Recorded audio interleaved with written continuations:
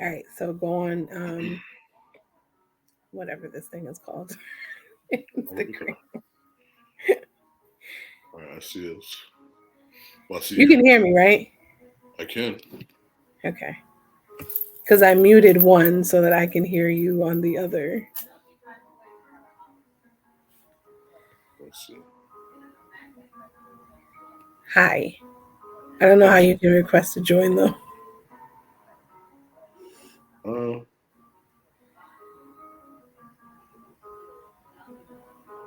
yeah, I just had something to share the video. Let's see. People are joining. People are joining. Traquan. Hey. Traquan's going to be a part of the live in I don't even know how many weeks. But welcome all to the live. We are here. Hey, Chris. I'll turn that down. All right. Do that. Why can't I hear you in my headphones? This is annoying. Anyways, so obviously I give people time to come in because that is necessary. It's not echoing on Facebook, is it? Like, are you hearing two things at once? Yeah, my phone. Cause I have one on my phone. Oh, all right, cool. Because for whatever reason, you are not coming through on my headphones over here. Um, anyways, hey y'all, how's life treating you? You think this isn't my first live, but you know, technology just is what it is, It's all apparently, good. and it's okay. It's all right because we're great. Um, jamming. Did you share it on your Facebook? No, I didn't. Oh, look, and then there's my cat I'm good. doing Cause you things. hear you don't hear echo right when I talk. All right. Hello. Anywho, Miss Ma'am, can you go away, please? You shared it? On Instagram, I'm about to go. Mm, I'm going to turn this down. Oh, that's how you do it. Wait a minute.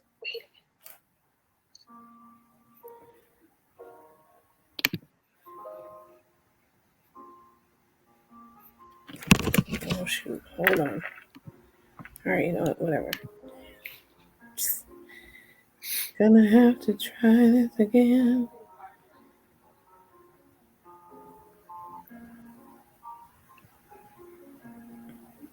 I don't know what's happening. Oh, why I can't? You can still hear me, right? Chris, can you hear me on the Instagram? I can. No. All right. Chris is here on the live. He is here. As I promised, I would bring him back because that's what we do. We bring Christopher back. All right. Are you ready, Can you hear Chris? me now? Yes. All right. Did you hear me before? It's an echo. Why is there an echo? Oh no. Let me see. Is it because of my? Is it because of Instagram? Yes, I need. I have to need one or the other. So which I one should I do? did. Well, I drastically turned one down, but I guess muting is not an option. Anyways, it doesn't matter. The important thing is that we're here and we're live and we're just gonna do this. Um, so I always give like 10 minutes. Chris, how you feeling? You feeling good? I'm good. It's in the month, the end of the year. I feel good. I feel good. I mean, obviously, you know, I was feeling well for a couple weeks, so I had to take out my ID and everything in order for me to sound reasonable and decent today. So Wait, you're muted on Facebook. So I don't know if they heard anything you just said. all right, how's that?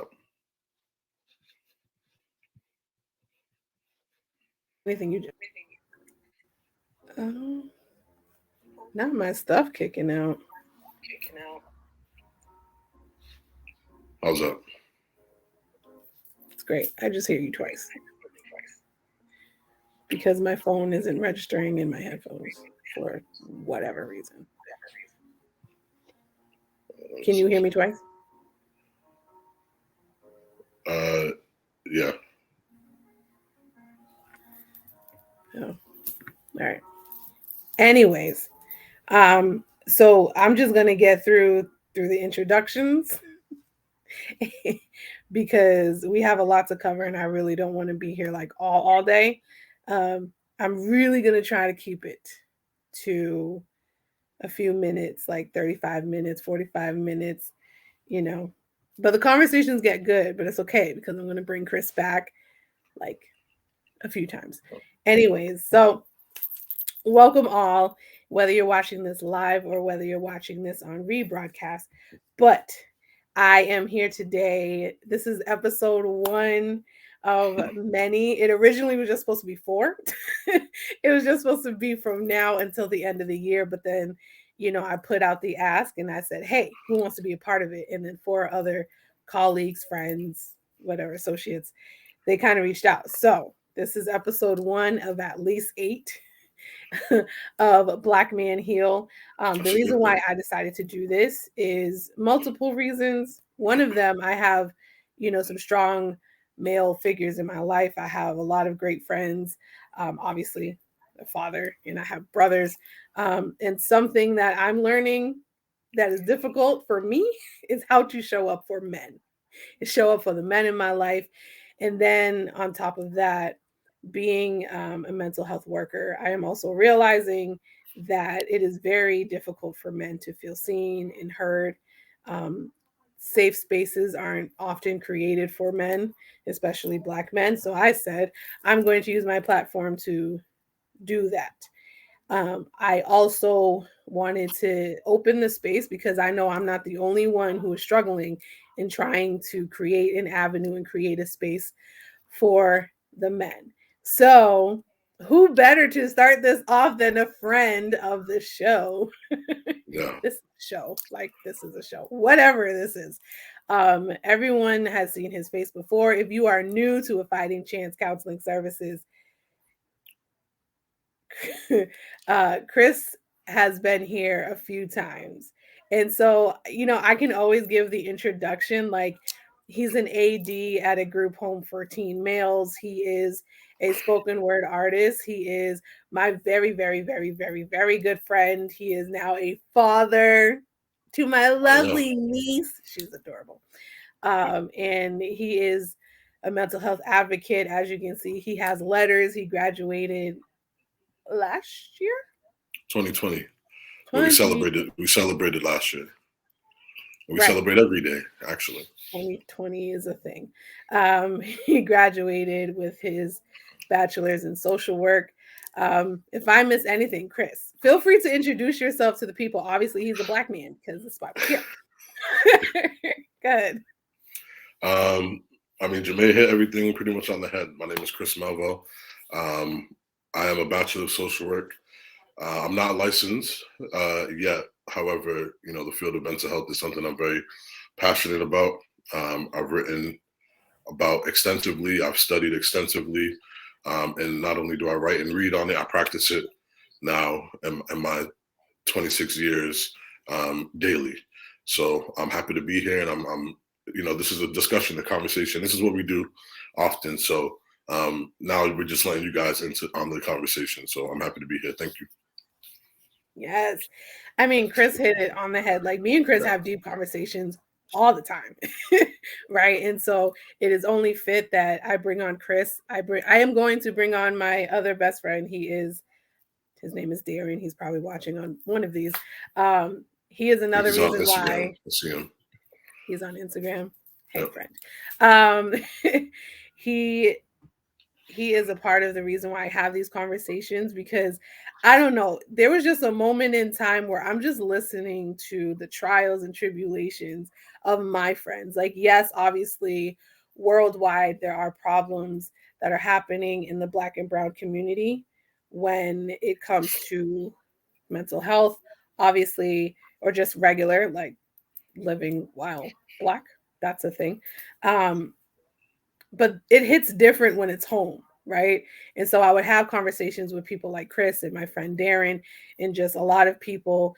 And in these conversations, it's like hurting me because one common theme is that you guys don't feel heard, you guys don't feel seen, you guys feel heavily judged, and there's not enough advocates for Black men.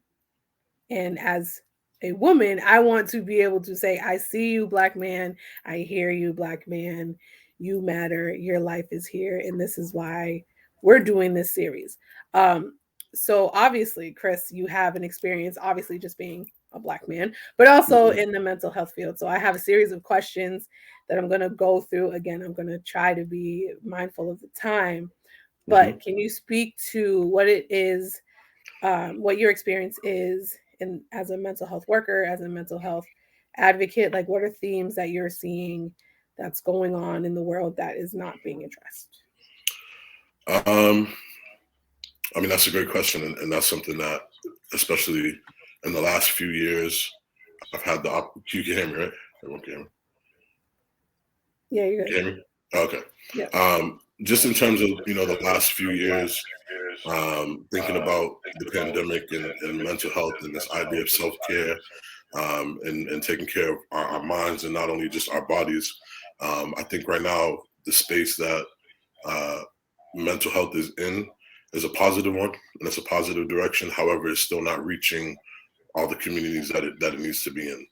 And especially, we talk about most often inner cities and um, in America. We talk about all of these ideas oftentimes in America. However, I think it's important that we look at it and say that all people should have access to mental health. However, in the Black community, we know it's stigmatized. In a profession that's I'm a social worker. Those are my letters, but in a profession that's predominantly uh, worked, the people who are predominantly working in it are white women. So now myself and other colleagues who have decided to take on the journey of mental health, whether that be through social work, psychology, marriage and family counselors, it's important that we have representation in those things. And I think now what we need, especially bringing back to what I said earlier with the pandemic, is more money from the government going into the communities, going to the smaller businesses, going to the incentivizing people to become social workers, to become therapists, because it's not STEM, right? It's not science, technology, engineering, math. There's not all this money that people are donating, and we make a lot of money um, doing it, right? However, but it's work that's necessary. It's work that, when you do it at an individual level, benefits society as a whole. And I think that we need to be focusing really on that more than anything. So I hope that kind of answered the question. Yes. Yes. Representation matters. Yeah, I yeah. say that all the time. And being a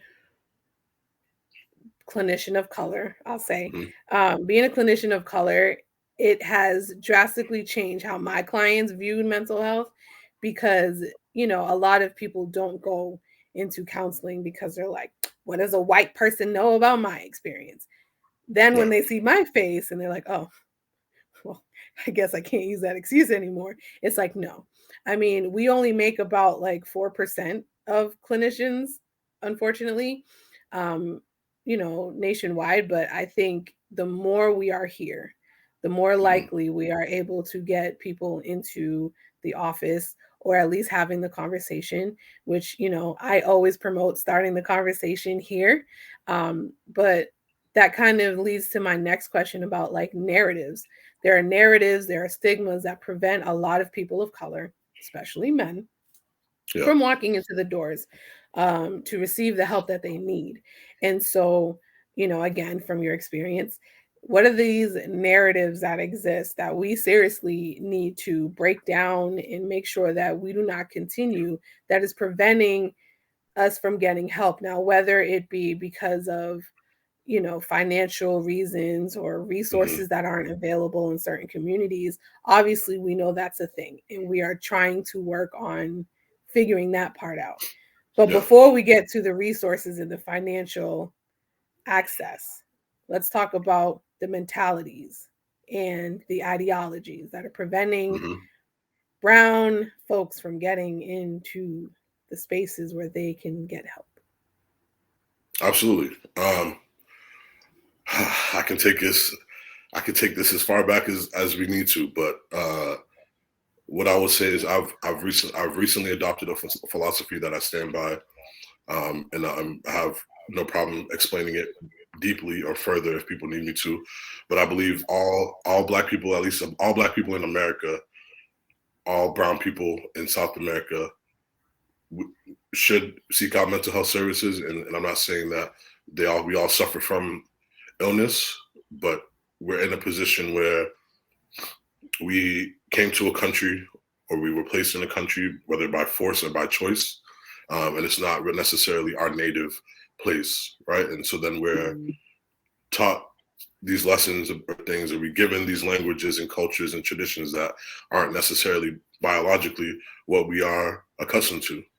And so many generations later, here we are having these discussions, in an English language that isn't may not have been our native language if we were back in Africa or wherever we are indigenous to or where we are supposed to be from. And as you know from history, history is often written by the victor, and unfortunately, that's been scholars and people who are in positions of power, and oftentimes, up until recently, that hasn't been us at all. Um, so when you're given these ideas, whether it be around religion, whether it be around, like I said again, culture, your traditions, and you don't necessarily have your own or things to go to, it leads to a disconnect.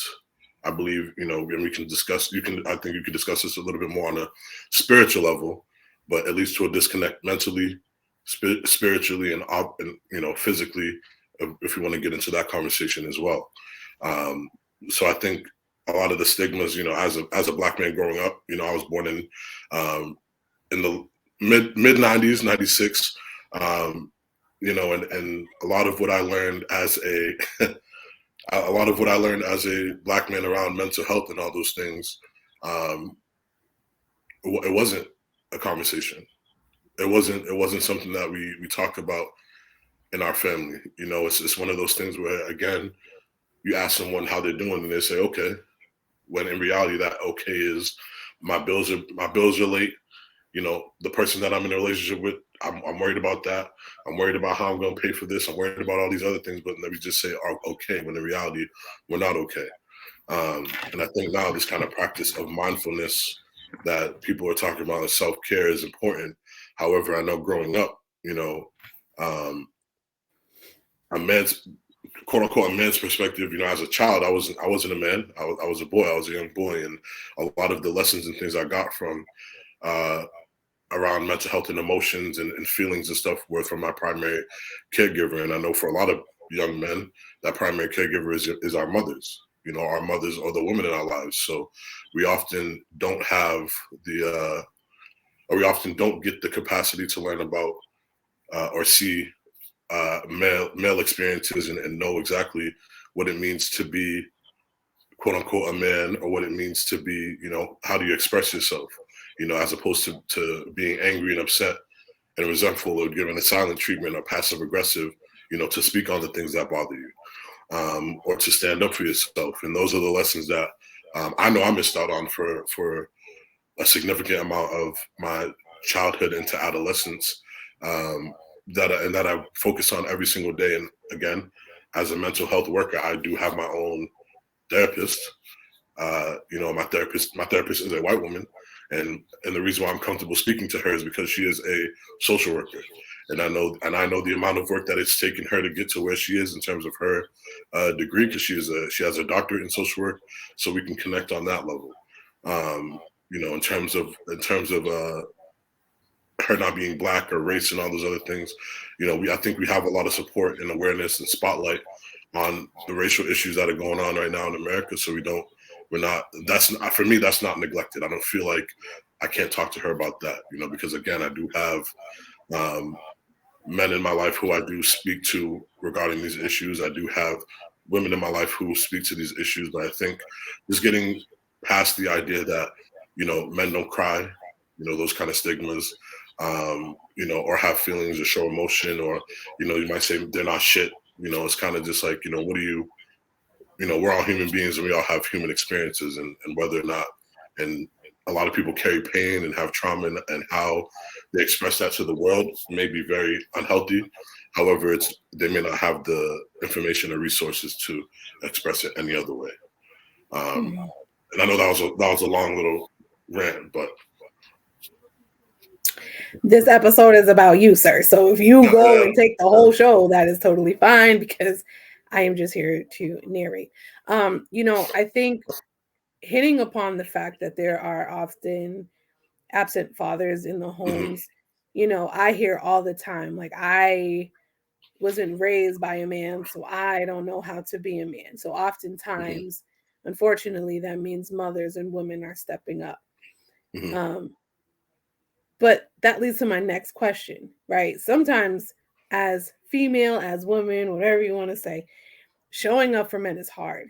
And I think something that I've realized and I've had personal encounters with is that when men go through things, you guys like kind of isolate, you guys shut down, go behind closed doors, deal with whatever it is that you deal with, and then you like mhm, resurface and come back.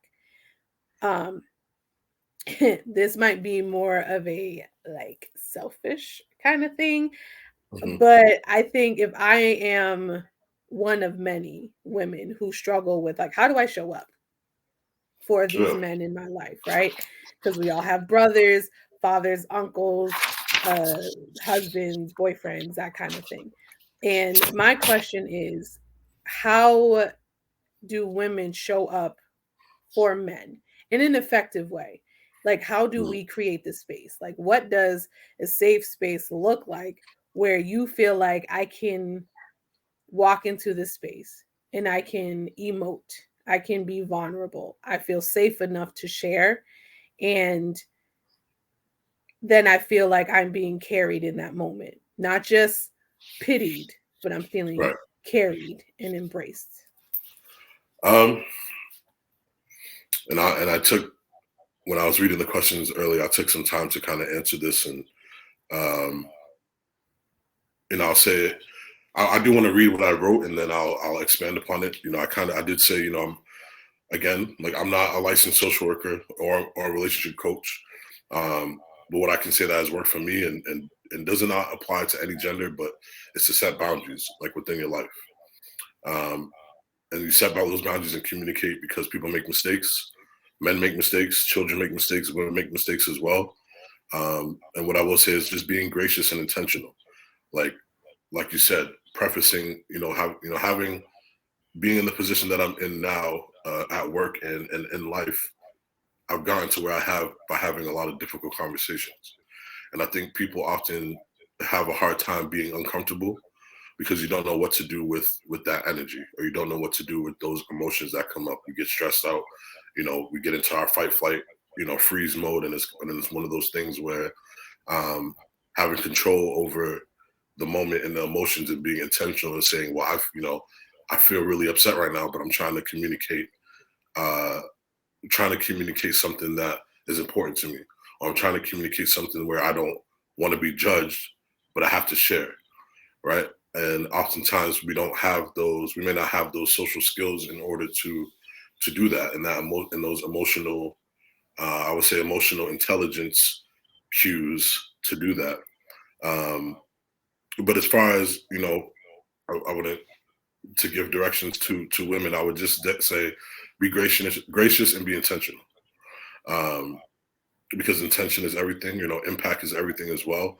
But just creating that space where, whether it be having those conversations, like you said, with the men who are in your life, or if that's a father, a grandfather, brother, uncle, a friend, um, doing a real check-in, saying, all right, well, I haven't seen you, right? We've had these conversations. I haven't heard from you. I haven't seen you in a while. What's going on?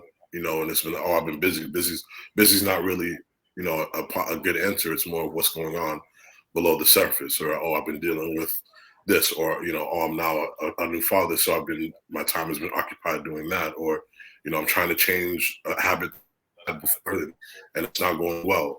So really building those support systems. As men, we're not as social as women are. Necessarily, we may not have the same group of friends or group of people who we feel as though we can relate to, and I think men also need other men as well, to see how that is demonstrated, to see what it looks like to rely on somebody else, to see what it looks like to say, I'm tired right now. I don't got it. Can you do X for me? Can you do Y for me in the moment? And um, the generation that we have now, the generation that I'm a part of, and I think moving forward is going to be great in terms of being able to communicate those things. Because they have role models who they look up to. They have people in their lives. They have people like myself and you who care a lot, and think about, and not just going through the motions of life, but setting the foundation to say, like, you have to care for self in order to care for others. Um, so I definitely just say making giving that grace, again, but setting boundaries. Boundaries are so important. Uh, when having conversations, or when sharing anything or sharing feelings, because again, we may not know how to express ourselves, right? Not everyone says, they may not be good with their words, or they may not know how to say it. You can type it, you can write it, you can text it, you can do whatever, draw it, paint it, however you feel, in order to get that out. But setting that foundation, I think, is important, in terms of, all right, I see that you're upset, you're being passive aggressive, and it must mean something else outside of just what you're showing me right now. Once setting the limits, right? Once you're able to once you're able to talk to me in a way that is okay for both of us, then let's have a conversation about it. But being non-judgmental, because tone is everything, right? How we approach a situation. If the tone is messed up from the jump, then I'm gonna just be defensive, and not even acknowledge it, or not even try to uh, talk about it. So I think that's definitely important things for creating a safe space. Um, yeah. Mm-hmm. So y'all know I gotta go Bible. I believe there's a scripture that says a soft answer turns away wrath, right? And so as you were talking, I was really just thinking, and again, I have been guilty of many things Mm-hmm. in my communication with my male brethren. And I had to check my tone, and I had to take self out of it. And you were right. Be way more gracious and understanding, and asking more questions instead of always assuming, right? Mm-hmm. Because even as a clinician, I'm not going to always read it right. But at some point, I have to take like the clinical hat off and just be Jermaine, right? So Right. as Jermaine, I'm learning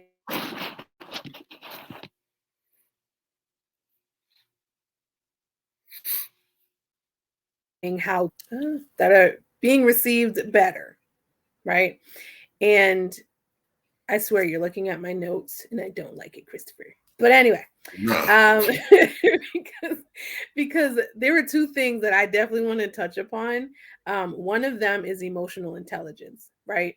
Learning the vocabulary on how to express self, and then finding ways to adequately express self, right? I think women, when we're girls, we're allowed to have feelings. We're allowed to emote.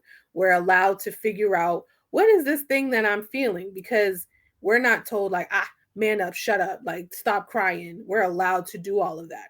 So hopefully the understanding is that girls have more ways and have more words to express what they're feeling and to emote.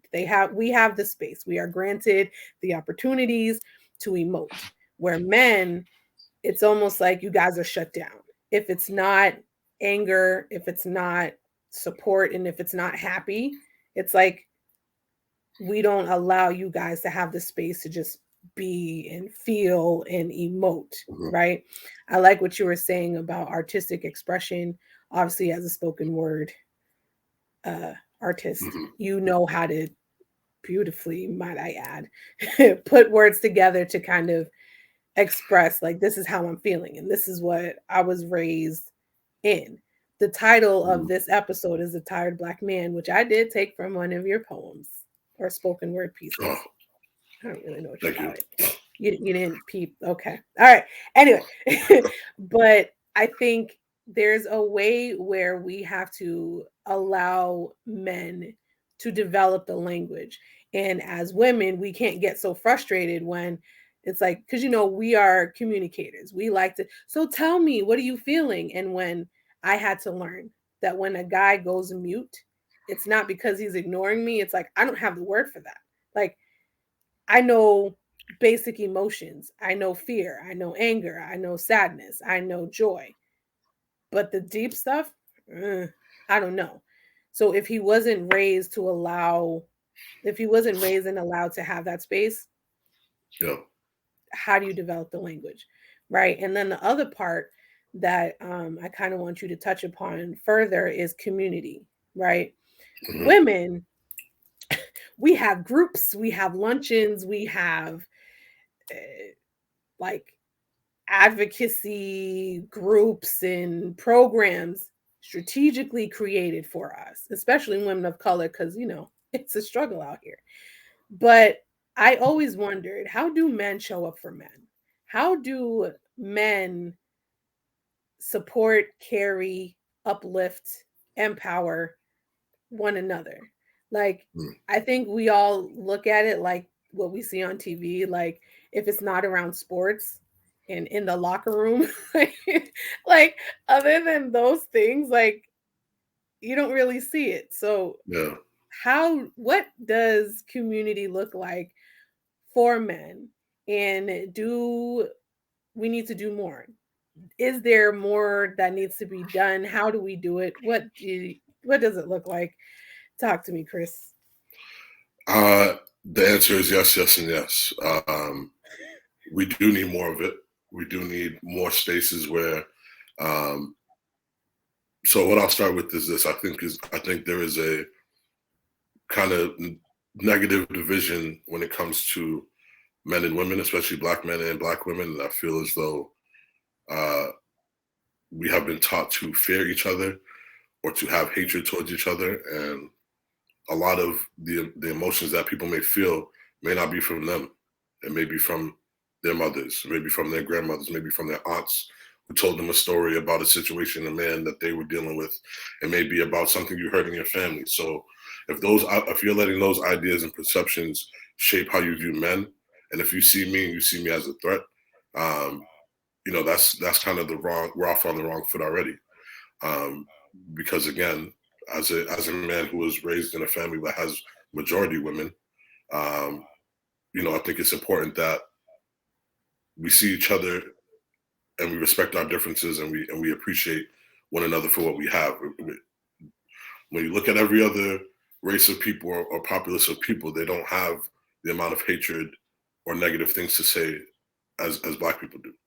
And I think that's kind of one of the things that is frustrating. And I think we need to kind of move away from that and see that in order, we want black power and pride and all these other things, but we can't have it with division. We need unity in order for that to happen.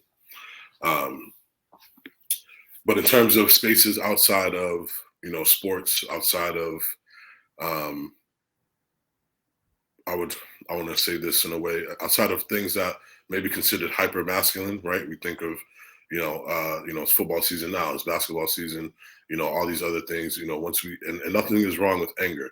Anger is something that can be used as a fuel that can be used to create the most beautiful things, and it can be used to destroy the most beautiful things. And I think that's what we're so afraid of, because we don't often know what to do with it when we have those feelings.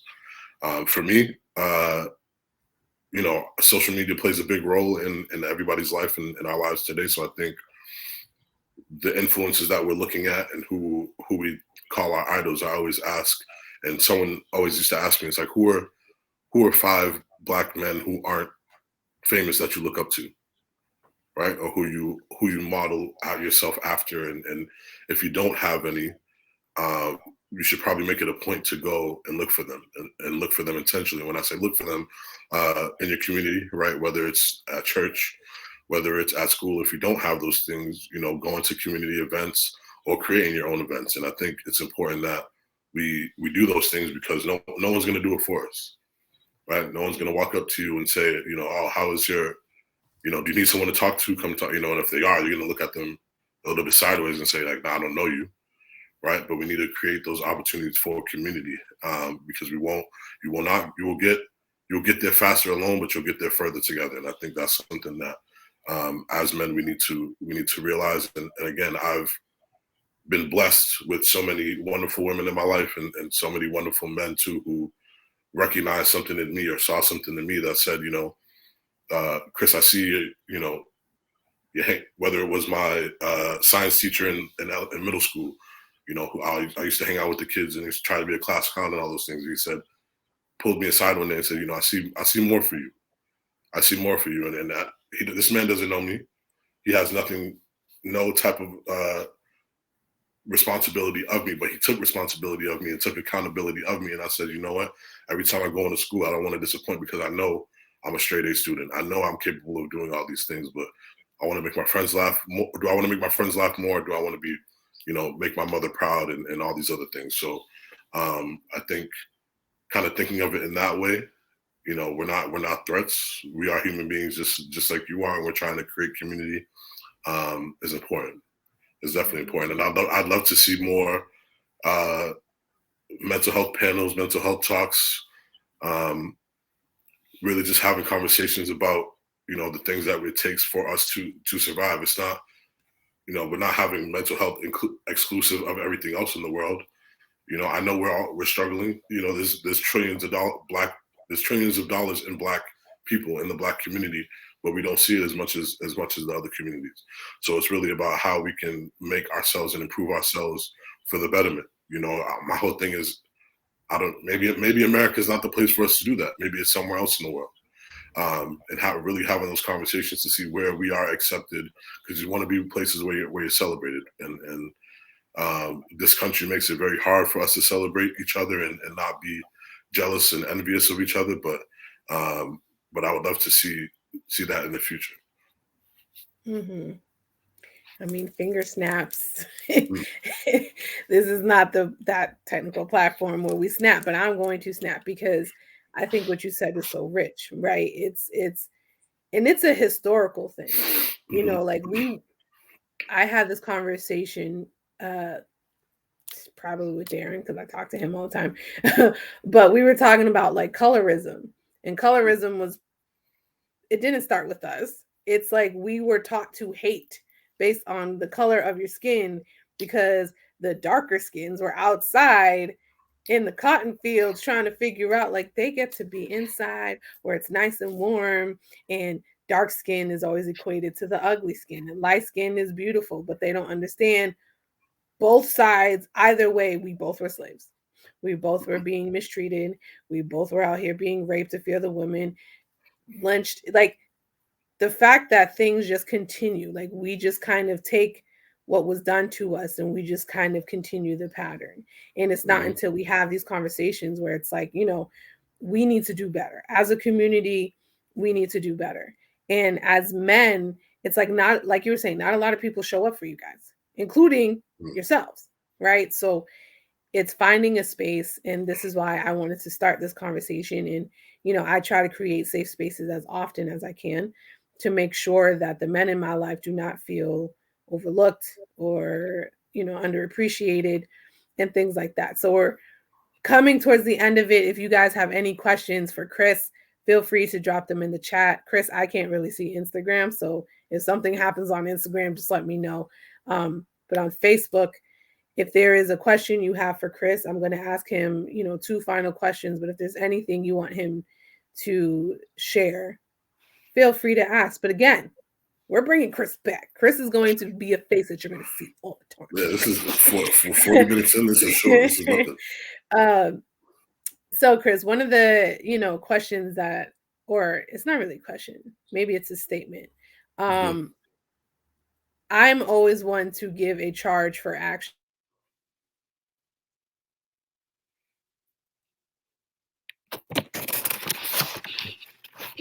I information was shared, that was cool, but I want I'm always one for giving homework. Like as a clinician, I'm giving homework to my clients all the time. I'm like, we got work to do, so let's do this work. If Mm-hmm. there was a charge for action that you can leave with both male and female, young and old, Mm-hmm. what would your charge of action be? I would have to say be more connected and be more visible. Um, you know, whatever feelings we have in life, we're not the only ones that are feeling it. Uh, I definitely feel as though something that I would like to do, and I've mentioned it a lot just because of the capacity of work that I do. I oftentimes don't have more social energy for other things or for other people, but definitely connecting more with men in general, whether they're older, whether they're younger. I think intergenerationally you can learn a lot, and just letting them know that we're looking out for each other and having these conversations and not forgetting each other, because a lot of things get well, a lot of things get left unsaid. A lot of wisdom does not get imparted because people just drift apart. They may not feel as though they have a place to share their ideas, and that's something that I really would like to spearhead and be in charge of. Just looking towards the future, I have been blessed with talents, and everyone has been blessed with talents. And I think one of the things and purposes in my life is to help people find that and help them share that.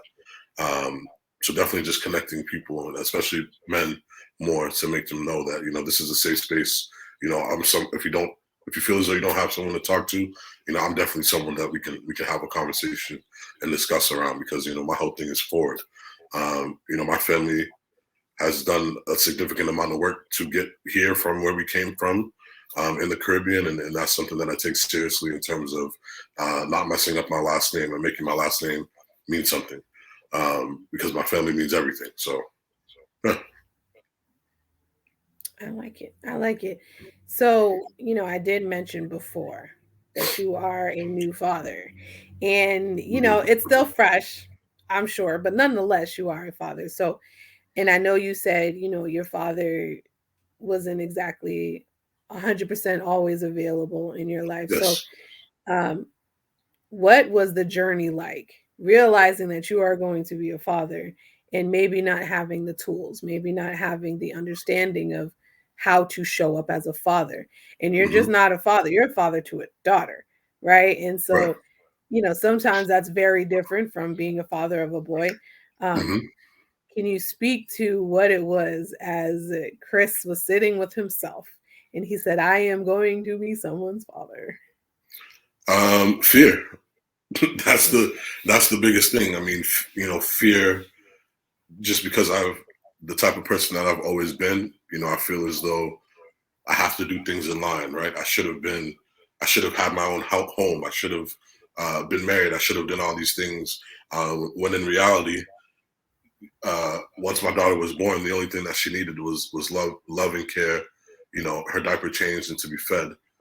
And every time we see each other, she always smiles at me, and that for me is the best thing in the world.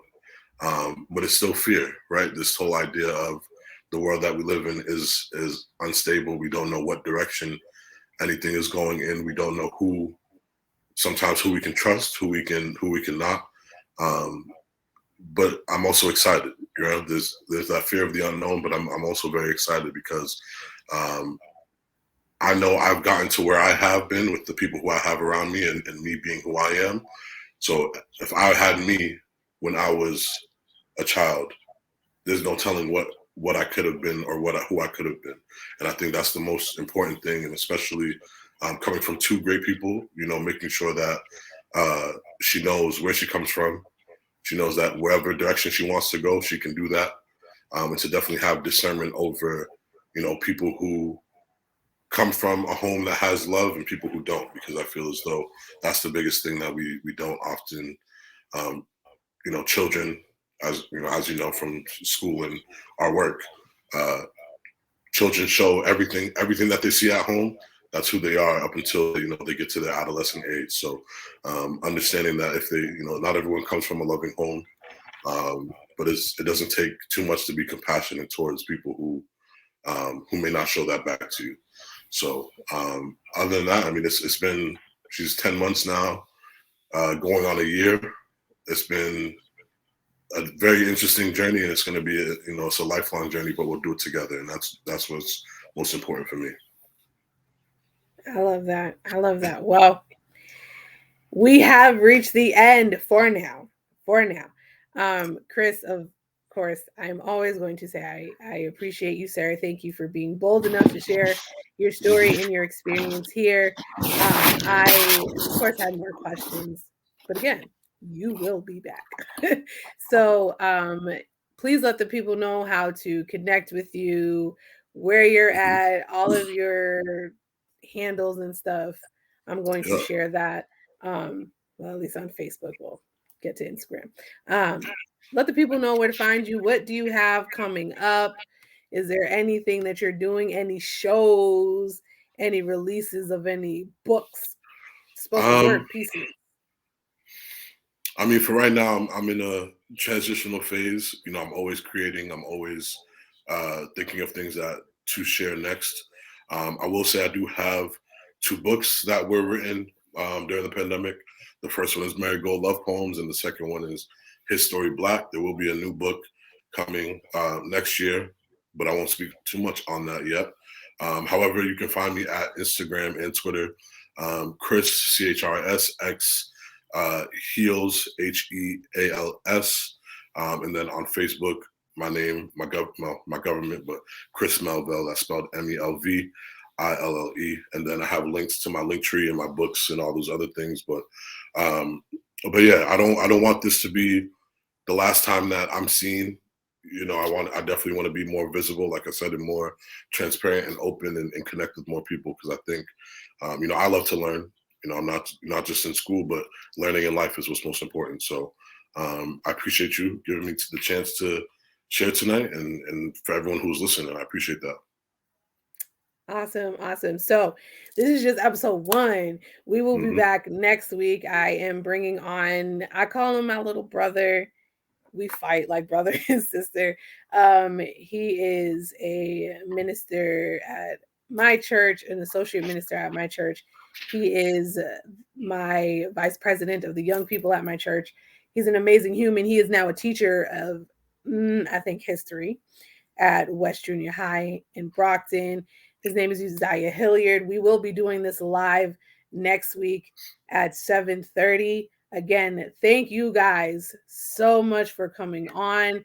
Feel free to share this conversation. Thank you for all the love from my supporters, from my new, town up there in New Hampshire.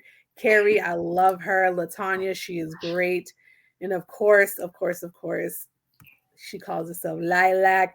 But Steph, thank you for all the Instagram followers, for my best friend being on. I greatly appreciate you guys. And yes, Chris is an amazing poet. He is. Christopher is great. Thank you. Again, thank you guys for coming on. Share this conversation. If you guys have any questions for me, feel free to, DM me any questions that you might want to hear that have not been talked about so far. But until next week, ladies and gentlemen, thank you. Thank you so much. And I will see you later. Bye, guys. Thank you.